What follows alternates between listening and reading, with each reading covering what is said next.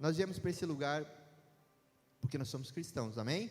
Vocês são cristãos? Todo mundo aqui é cristão? Se você não é, não tem problema. Então, quero falar com os cristãos. Cristão é o quê? O que é cristão? Cristão é imitador de Cristo. Ah, muito bem. Você é imitador de Cristo? Não precisa responder, tá? É algo para a gente meditar, para a gente refletir, vamos pensar. Eu sou imitador de Cristo? Eu posso ser chamado de cristão? Cristão é derivado do quê? De Cristo. E Cristo? Qual é o significado da palavra Cristo? Vocês sabem qual é o significado da palavra Cristo? Ungido. Cristo é ungido. Jesus Cristo, Jesus ungido. Logo, cristão é o quê? É ungido também. Porque o cristão é imitador de Cristo. Se você somos imitadores de Cristo, nós somos ungidos. Ungidos com propósitos específicos. Que Deus conta com você. Deus tem em você planos grandiosos para esse tempo, para essa terra.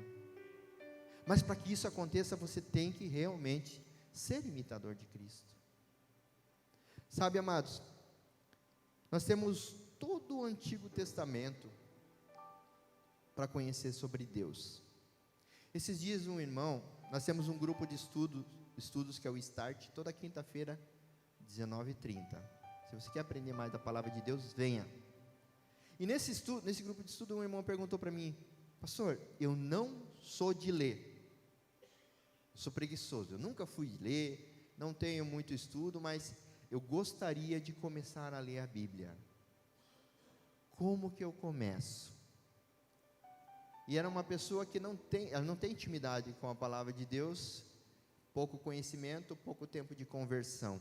Se eu falar para ele assim, vai lá no livro de Números, Levíticos, começa por lá, ele vai começar a ler, ele vai falar, não dá, são páginas e páginas de leis, de genealogia, de nomes, esse é filho daquele, que é neto daquele, e é uma leitura extremamente cansativa, necessária. Mas eu falei para ele assim, você quer começar, então você tem que tomar gosto pela leitura. Eu sei que aqui todo mundo lê a Bíblia, amém?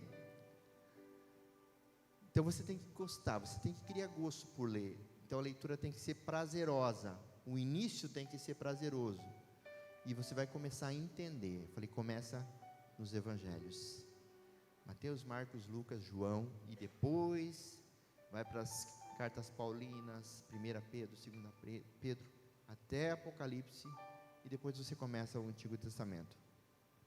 Por quê? Porque não vai começar lá pelo começo? Porque o nosso foco, o centro da Bíblia, independente do Antigo Testamento ou Novo Testamento, é Jesus. E quando você começa em Mateus, você já começa ouvindo falar de Jesus. Se você for no Antigo Testamento, começar lá em Gênesis, nossa, você vai passar um montão de livros sem ouvir falar de Jesus. São muito importantes. Conselho a leitura, mais gradativa. Eu nunca li a Bíblia do primeiro livro ao último. Eu sempre pego livros intercalados. E é maravilhoso. Os livros do Novo Testamento são curtos, leituras ótimas. Por que isso? Porque um dia Deus acabou com a terra, com o homem, num dilúvio. E começou do zero, com a família de Noé. Mas chegou um momento em que Deus falou assim, nem que eu acabe com todo mundo, eu acho que não vai ter jeito. Eu vou ter que mandar alguém para salvá-los. E vai ter que ser o meu filho. Quando Deus teve essa ideia de mandar o Salvador, cessou as profecias na terra. Então, entre o Antigo Testamento, o último livro, que é Malaquias, e o primeiro livro, que é Mateus, houve um período de silêncio de 400 anos. O que é período de silêncio? Um período em que Deus não falou mais com seu povo.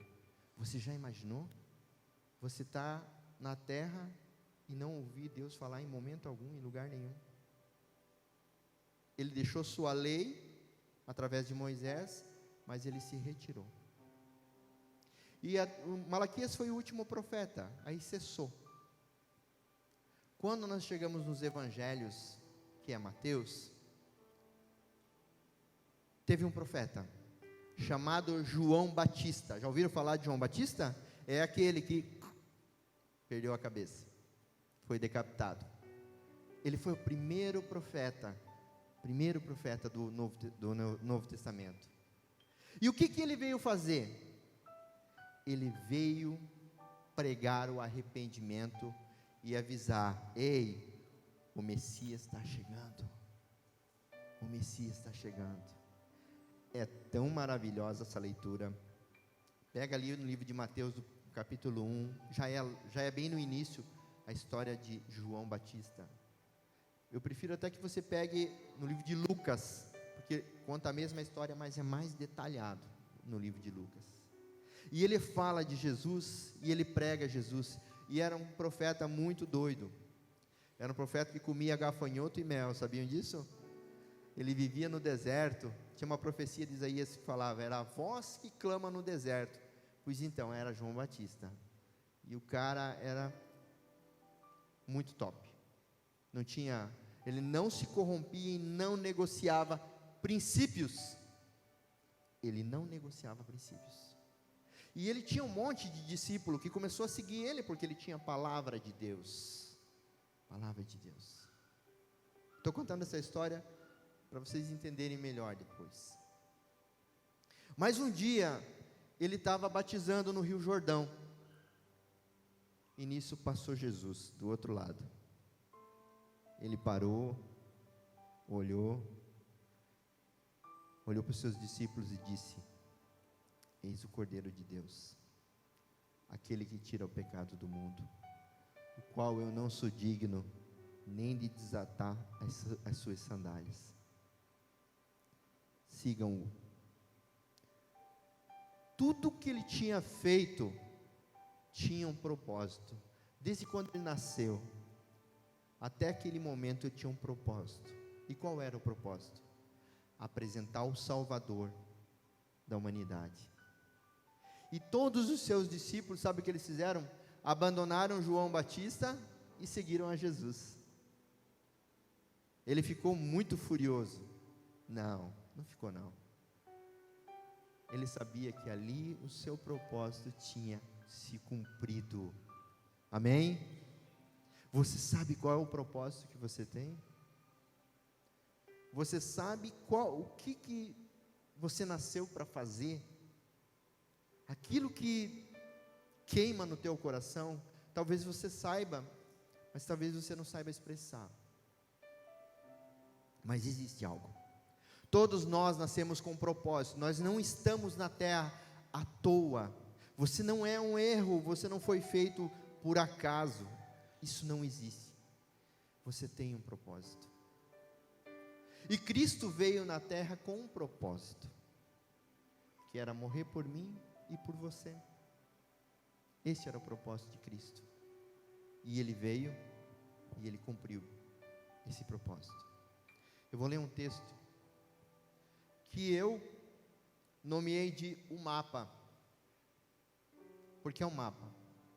Se você ler todo o Antigo Testamento e todo o Novo Testamento, vai estar reduzido no que nós vamos estudar hoje. Eu falo estudar porque a minha pegada de estudo, né? Então, não liguem. Mas o que a gente vai entender hoje é que toda a Bíblia, ela está resumida nesse sermão do monte. Ali Jesus fala: é isso que vocês precisam fazer, é isso que vocês precisam ser. Querem ser meus imitadores, querem ser chamados de cristãos? É isso que vocês precisam. E se vocês fizerem isso, vocês vão vencer. Então você não está aqui para passear, você não veio aqui porque você tinha outra coisa para fazer, não tinha outra coisa melhor para fazer. Você veio aqui porque Deus queria falar com você. Amém? E Ele vai falar com você agora. Ele vai mostrar para você o que você precisa mudar na tua vida, o que você precisa melhorar na tua vida, o que você precisa continuar na tua vida. Porque se você é cristão, você já segue a Jesus. E o que Ele quer fazer é te colocar na direção, fazer algumas correções, mas é para o nosso bem, amém? Quem tem Bíblia, quiser abrir a Bíblia, está lá no livro de Mateus, capítulo 5.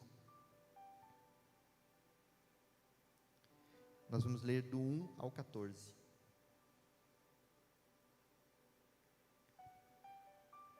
Quem não tem, nós temos essa bênção aqui. Mas voltando lá rapidinho, talvez você não tenha o hábito da leitura, né? Não é mais desculpa. Hoje tem a Bíblia em áudio. Eu vou lavar a louça. Eu faço isso. Eu coloco o celular na janela. Lá em casa eu lavo a louça, tá, amados? Eu lavo a louça. Homens, eu lavo a louça. Pode lavar a louça. Não cai a mão de ninguém, não. Eu vou lavar a louça, eu coloco o celular na janela aqui, eu coloco uma pregação, coloco um livro da Bíblia. Enquanto eu estou louvando, eu estou escutando e estou me alimentando. Porque isso é muito importante. O alimento diário. Diz assim: vendo as multidões, Jesus subiu ao monte e se assentou. Seus discípulos aproximaram-se dele e ele começou a ensiná-los, dizendo: bem-aventurados os pobres de espírito, pois deles é o reino dos céus. Bem-aventurados os que choram, pois serão consolados. Bem-aventurados os humildes, pois eles receberão a terra por herança. Bem-aventurados os que têm fome e sede de justiça, pois serão satisfeitos. Bem-aventurados os misericordiosos, pois obterão a misericórdia. Bem-aventurados os puros de coração, pois verão a Deus. Bem-aventurados os pacificadores, pois serão chamados filhos de Deus. Bem-aventurados os perseguidos por causa da justiça, pois deles é o reino dos céus. Bem-aventurados serão vocês quando por minha causa... Cortou um pedacinho ali, deixa eu vir aqui. Quando por minha causa insultarem e os perseguirem e levantarem todo tipo de calúnia contra vocês. Alegrem-se, regozijam-se, porque grande é a sua recompensa nos céus, pois da mesma forma perseguiram os profetas que viveram antes de vocês. Vocês são o sal da terra, mas se o sal perder o seu sabor, como restaurá-lo? Não servirá para nada, exceto para ser jogado fora e pisado pelos homens. Esse Sermão do Monte é considerado uma obra-prima de Jesus. A interpretação dele, se a gente fosse estudar ele e desmontar ele, duraria dias. Tudo que Jesus veio fazer na terra está resumido aqui. Tudo que ele veio ensinar está resumido aqui.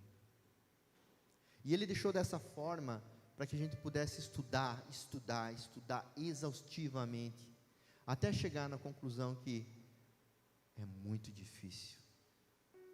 É muito difícil ser cristão. É muito difícil chegar até o céu. Mas não é impossível. Nada é fácil nessa vida. Imagina que ia ser algo tão fácil. Não.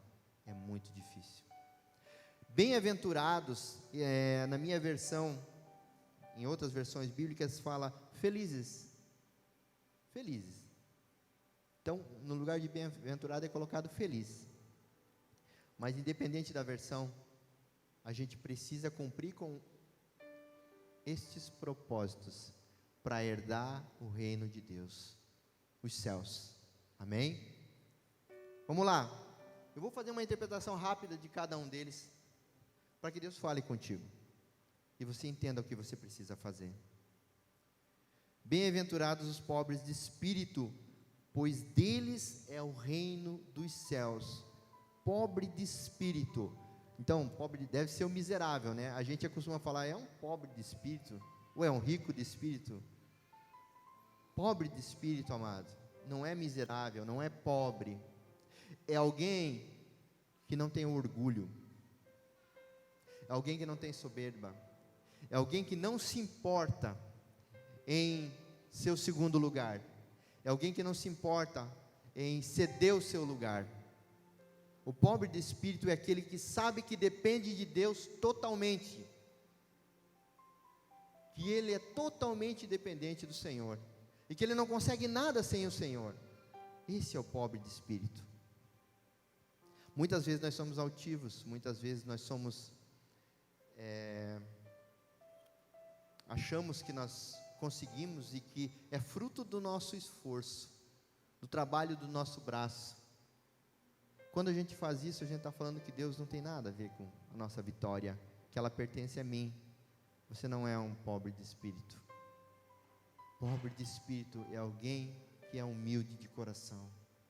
Nós precisamos ser pobres de espírito, porque tem um verso que fala, né? Quando eu sou fraco é que sou forte. E o poder de Deus, ele se fortalece na minha fraqueza. Porque quando eu sou humilde e pobre de espírito, é que o poder de Deus se manifesta poderosamente na minha vida, através de mim.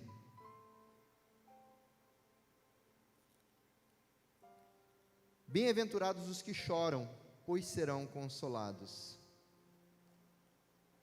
Quem não chora aqui? Todo mundo chora. E se você não chora, você precisa aprender a chorar aos pés do Senhor. Quando a gente chora, quando a gente sofre alguma perda,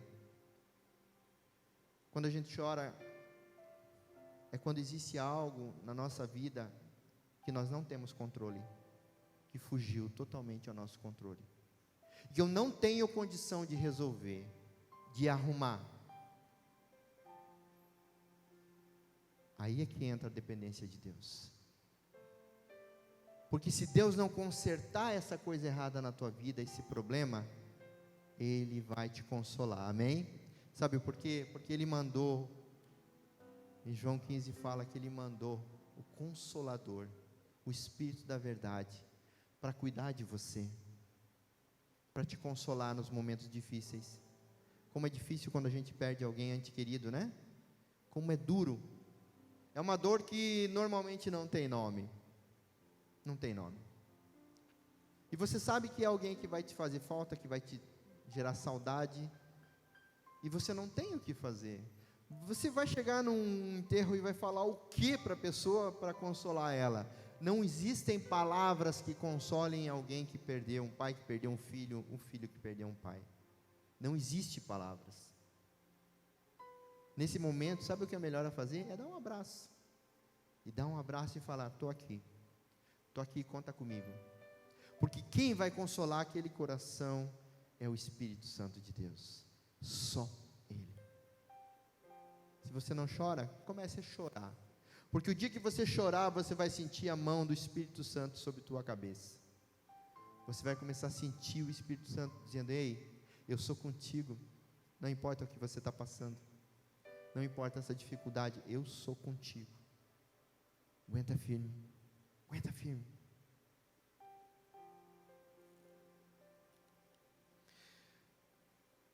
Bem-aventurados humildes, pois eles receberão a terra. Humildade, todo mundo sabe o que é humildade. Virtude caracterizada pela consciência das próprias limitações, modéstia, simplicidade. Humilde sempre coloca-se inferior a outro. Se realiza em ser útil, em servir. Deus resiste aos soberbos, mas dá graça aos humildes. Humildade não tem absolutamente nada a ver com dinheiro. Humildade é uma condição.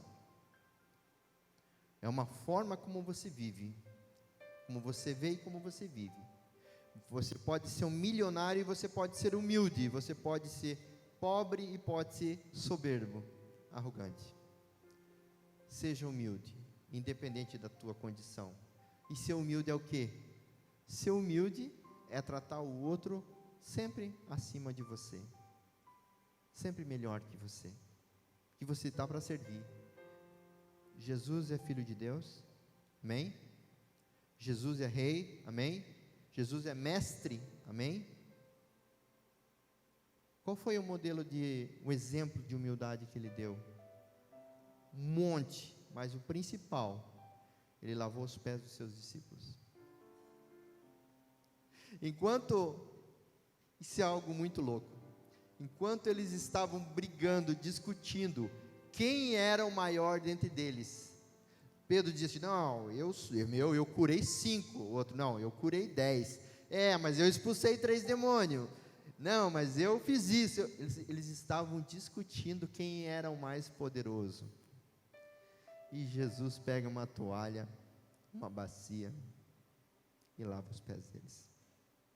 Quem é o mais poderoso? Quem é? Exemplo maior de humildade que o Senhor. Então nós precisamos olhar para o nosso irmão, amados, sempre como alguém acima de nós. Alguém que também precisa de Deus tanto quanto eu preciso. E se eu puder ajudar ele a entrar nesse caminho e se a chegar até Deus, eu vou fazer. Você precisa fazer. Humildade. Não é umidade, é humildade. Glória a Deus. Bem-aventurados os que têm fome e sede de justiça, pois serão satisfeitos. Não é a justiça humana corruptível. Aqui eu quero entrar num assunto delicado, mas necessário. Fome e sede de justiça. Não é a justiça humana, é a justiça de Deus. Tem diferença? Muita diferença. A justiça humana ela é corruptível, a justiça de Deus é incorruptível. Mas não que a gente tem que simplesmente ignorar a justiça humana. Por nós fazermos isso, nós estamos caindo em ciladas, armadilhas. Daqui a alguns dias nós teremos eleições, certo?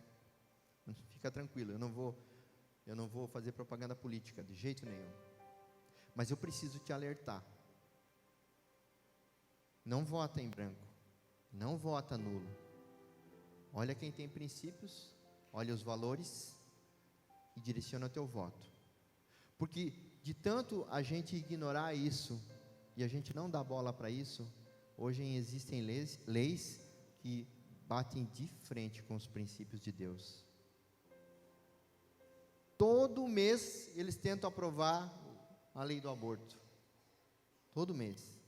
Direto. Quando não é um partido, é outro. Tem que aprovar a lei do aborto. Nós, como cristãos, somos totalmente contra isso. Ninguém tem o direito de tirar a vida, independente da circunstância. Porque Deus tem um propósito para qualquer vida que nasceu de qualquer forma. Pode não ter sido um começo bom, mas pode ter um fim bom. Entende, amados? Existem leis, eu estava olhando, tem um país asiático que aprovou uma lei que as igrejas não vão mais poder fazer culto online. Já vinha barrando bastante, agora eles proibiram. Sabe? Nós no Brasil, graças a Deus, ainda temos muita liberdade, ainda. Porém, dependendo de quem entrar lá, e eu nem estou falando de presidente, deputados, senadores, eles são muito importantes. Dependendo de quem entrar lá, daqui a um dia alguém pode aprovar uma lei, como já existe em alguns países, inclusive da América Latina, que é proibido cultuar, é proibido ir em igreja, é proibido falar de Jesus. E aí, amados? E aí? É dessa perseguição, é dessa justiça que eu estou falando. Nós temos que tomar muito cuidado, amados. A gente tem que se informar e fazer a coisa certa. Eu vi uma propaganda muito legal esses dias, que exemplifica bem isso. Eles estavam fazendo uma pesquisa em quem a pessoa ia votar. Aí a pessoa disse, eu vou votar em branco, aí eu vou votar em nulo, eu vou votar em branco, vou votar em nulo, tá. Foi falando. Aí ele falou, bom, quem é entrevistado aqui tem direito a um lanche, um sanduíche, tu pode pegar ali. Aí a pessoa pegava um baita num sanduíchão assim, aí ela olhava, só tinha pão. Só tinha pão.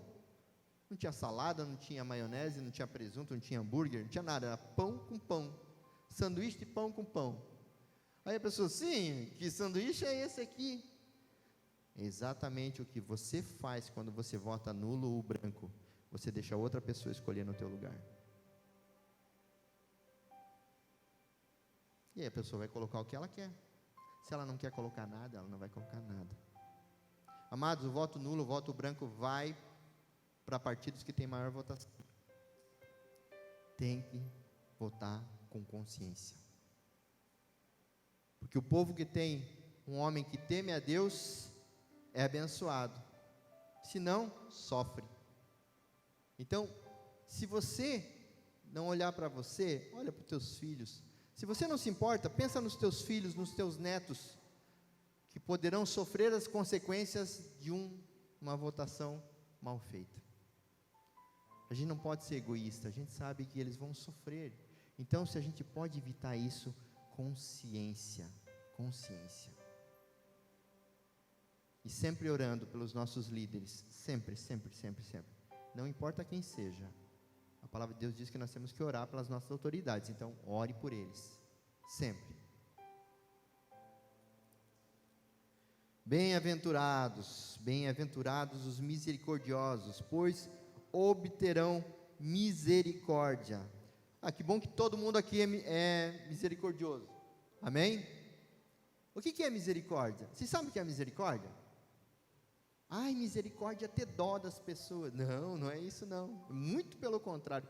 Misericórdia é você se colocar no lugar da pessoa, sentir a miséria dela, sentir aquilo que ela está sentindo, e não só isso, suprir a sua necessidade. Isso é misericórdia. Vi um vídeo também, que o rapaz chegou, aqueles testes sociais, chegou numa lanchonete, e tinha um casal comendo um lanche, aqueles bem famoso, desse tamanho, cada um com um. E aí do lado tinha uma batata frita, tinha mais algumas coisas. E ele chegou assim, e ele estava bem vestido. Não era uma pessoa que estava, não era um mendigo, era alguém que estava bem vestido. Ele chegou e falou assim: dá um pouquinho dessa batata para mim. Eu falei: não, isso aqui é meu. Não. Quer, vai comprar. Uma coisa simples, é só para ilustrar. Quem vai comprar? Ele, beleza.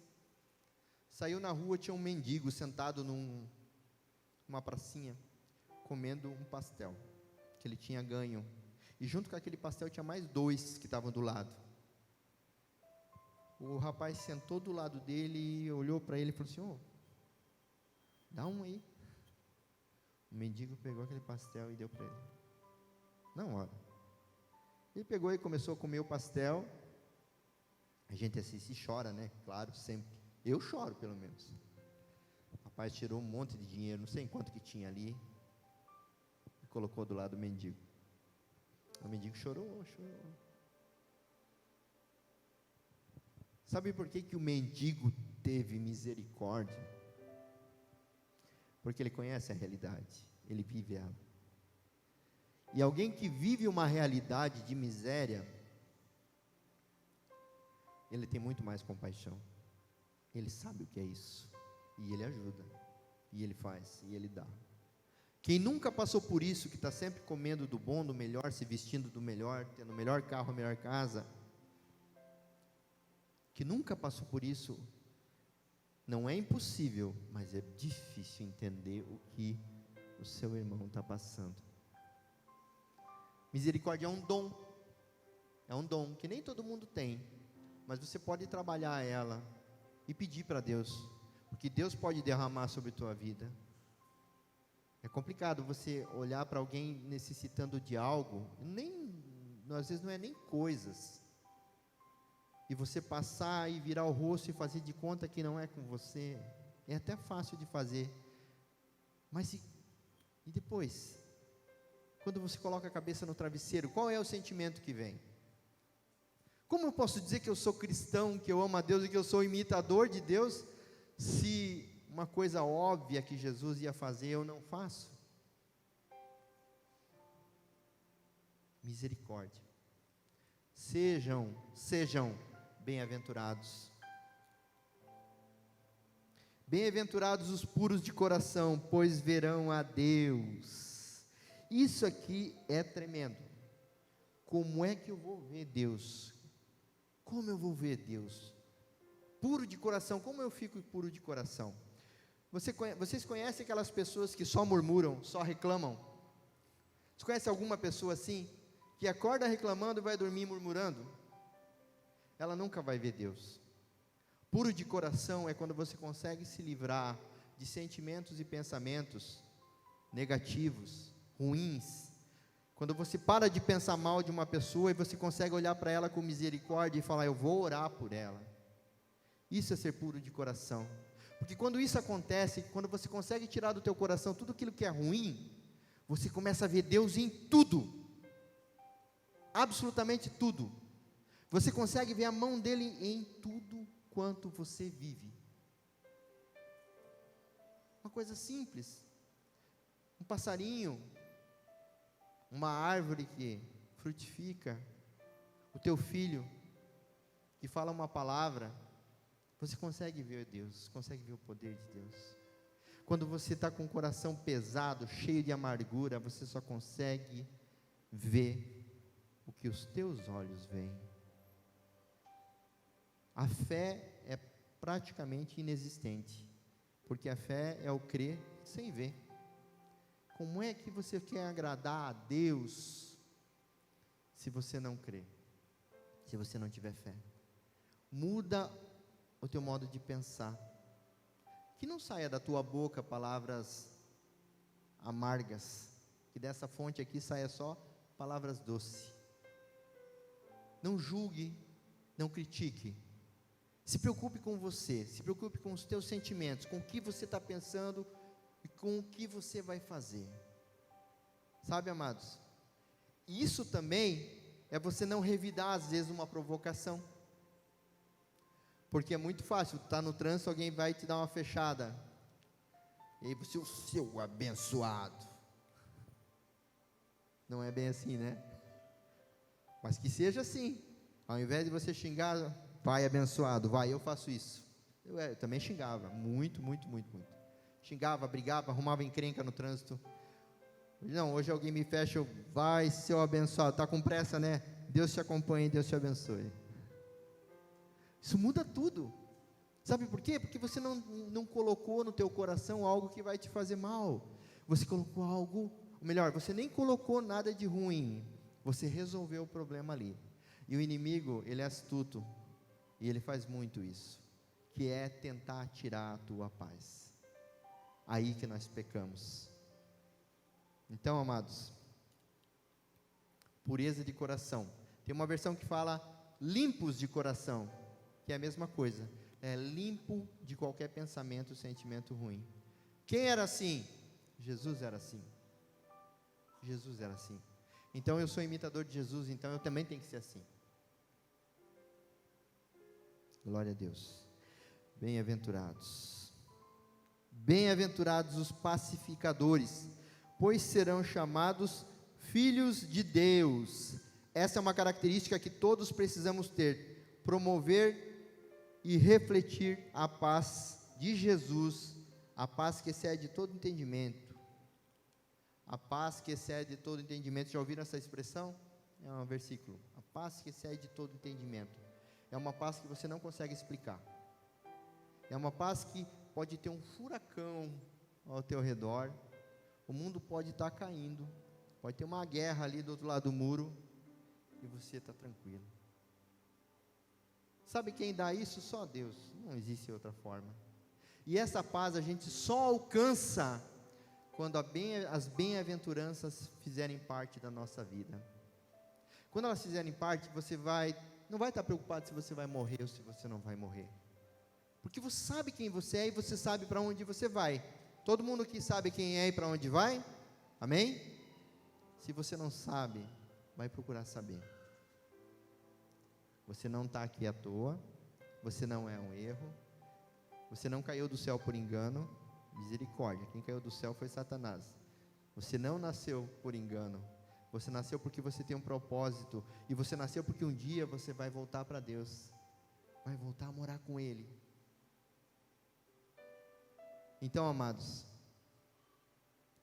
bem-aventurados. Bem-aventurados. No livro de João 14, 1, 3, diz assim: não se turbe o vosso coração. Não se turbe o vosso coração. Na casa de meu pai tem muitas moradas. Se não fosse assim, eu não teria dito: vou preparar um lugar, mas eu virei e vos levarei para mim mesmo. Não tem por que você ficar ansioso. Não tem. Não te preocupe com o dia de amanhã. Receba essa paz que excede todo entendimento. Pratique a paz. Seja um pacificador, não um encrenqueiro. Sabe, amados, a gente tem um monte de time de futebol aqui na igreja. Se você joga futebol, quiser participar, nós temos 6 times de futebol aqui. E a gente participa de campeonato e tudo. Quer conhecer um crente? Bota ele para jogar futebol. Ali você descobre se o camarada é cristão mesmo ou não. Graças a Deus nós aqui somos curados. No início deu uns arranca-rabo aí, a gente teve umas treta, mas Deus foi lapidando a gente. Hoje a gente joga sem juiz, não tem juiz nos nossos jogos. Se eu fiz falta eu paro e entrego a bola. Se eu faço um gol de mão eu paro, digo foi mão. Isso não é comigo só, é com todo mundo. Isso acontece. Vocês têm que assistir um jogo, vocês vão ficar de cara. A gente já participou de um campeonato que aconteceu isso. Um campeonato não de crente, um campeonato aí fora, da galera que pega pesado. E a gente foi jogar contra um time. No primeiro cruzamento, nosso atacante foi lá e pá, fez um golaço. O juiz apitou, gol. Ele chegou para o juiz, escutem isso. Ele falou, não foi gol. O juiz olhou para ele. Como assim? Bateu na minha mão. Quando eu fui cabecear, a bola resbalou e bateu na minha mão e entrou. Sério isso? Sim. O juiz... Aí o outro time não entendeu nada, né? Chegou, esse juiz, como assim, como assim? O que foi agora, o que foi agora? Ele, não, o rapaz disse que bateu na mão dele, então o gol está anulado. Sério isso? Aí o cara, não, é sério. Ô, cara, meu, cara, valeu, meu. Assim, amado. Isso aconteceu de verdade. Eu estava dentro do campo. É isso ser cristão, é ser diferente. A gente não foi chamado para ser igual, a gente foi chamado para ser diferente. A gente tem que mostrar que não precisa ser como todo mundo, que a gente não precisa ter ódio o tempo todo, a gente não precisa ganhar o tempo todo. Nós perdemos de 10-1 aquele jogo, 10-1, porque nós somos muito bonzinhos. Mas isso não importa, porque a gente não está lá para ganhar troféu, a gente está lá para promover o reino de Deus. Estão entendendo? E vai ter outros campeonatos, a gente vai participar. A gente está participando de mais um agora, porque nós queremos mostrar a diferença do cristão. Isso só é possível, amado, se a gente for imitador de Cristo de verdade. Glória a Deus. Estou acabando, amados. Bem-aventurados os perseguidos por causa da justiça, pois deles é o reino dos céus. Perseguidos pela justiça, não a do homem, mas a justiça de Deus, né? Hoje em dia, amados, servir a Deus parece que é uma ofensa, né?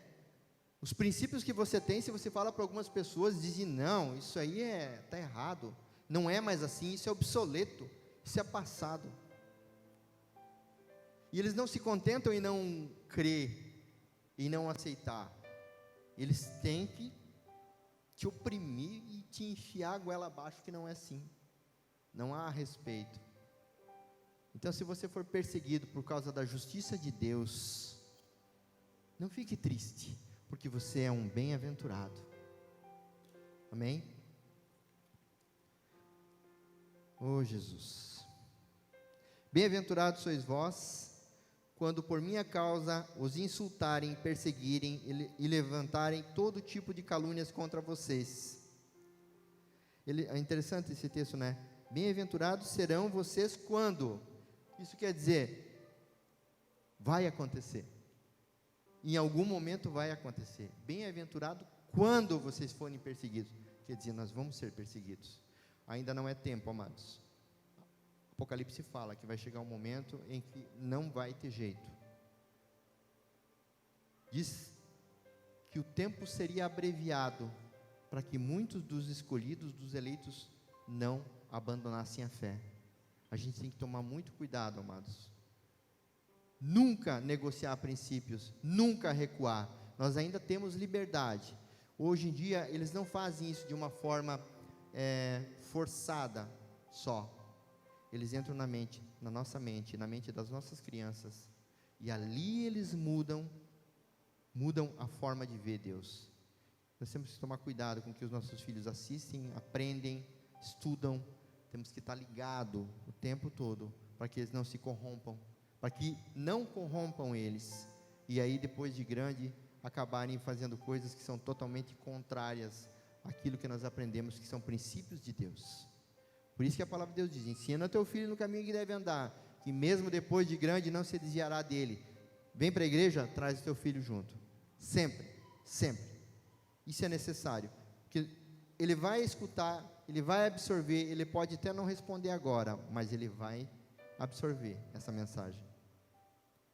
Amém. Para finalizar, alegre-se, se regozijem, porque grande é a recompensa de vocês nos céus, pois da mesma forma perseguiram os profetas que vieram antes de vós. Escutem o último verso: vocês são o sal da terra, mas o sal, se o sal perder o seu sabor, como restaurá-lo? Não servirá para nada, exceto para ser jogado fora e pisado pelos homens. Vocês, entra aqui. O que Jesus está falando? Primeiro, quais são as propriedades do sal? Todo mundo aqui sabe as propriedades do sal, né? Salga a comida, tempera, amém?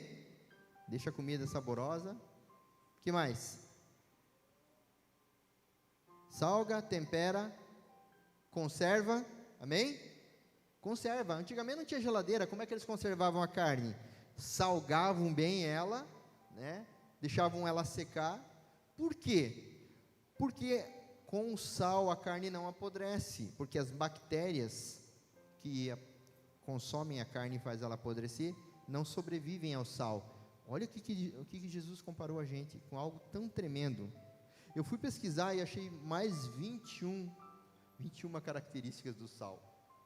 Muito top. Pode procurar lá no Google que tem. Serve para salgar, temperar, tirar maus cheiros. Sal e vinagre tira cheiro de peixe, de cebola, qualquer outra coisa.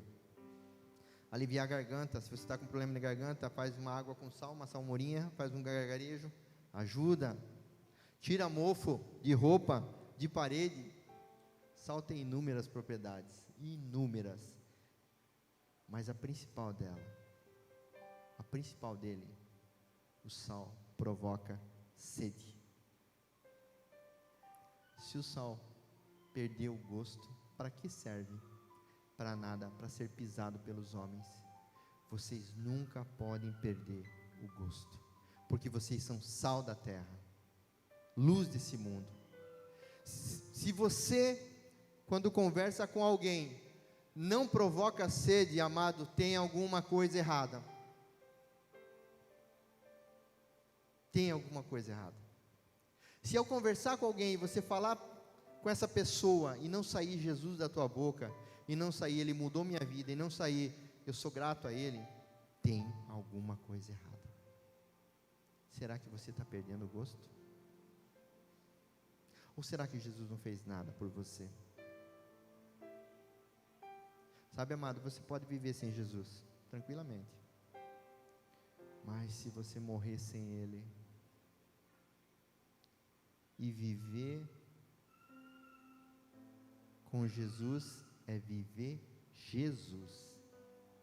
É ser imitador dele. É lavar o pé do irmão.